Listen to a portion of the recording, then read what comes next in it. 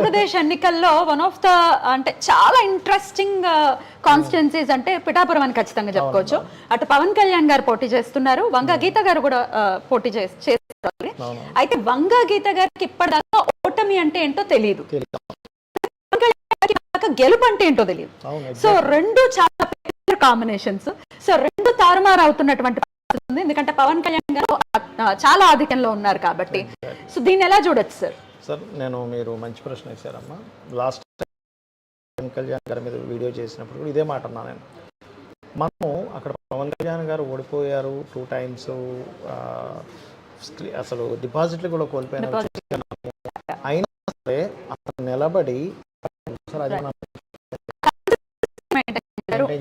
అంటే ఏమిటంటే ఓడిపోవడం బాధాకరమైన విషయమే, కానీ అక్కడతో ఆగకుండా మళ్ళీ నేను చేస్తాను అన్నది చూసారా, అక్కడ పబ్లిక్ పట్టుకుంటారు. అరే ఎన్నిసార్లు నిలబడుతున్నాడంటే దీనికి ఛాన్స్ ఇవ్వాలి అనేటువంటిది కూడా పవన్ కళ్యాణ్ గారికి ప్లస్ అయింది.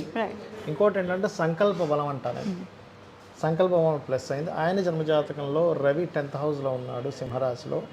నేను లాస్ట్ టైం వీడియోలో కూడా చెప్పింది అదే, సింహరాశిలో 10th హౌస్లో రవి ఉన్నాడు, అక్కడి నుంచి 10th హౌస్లో గురువు ఎంటర్ అయ్యాడు.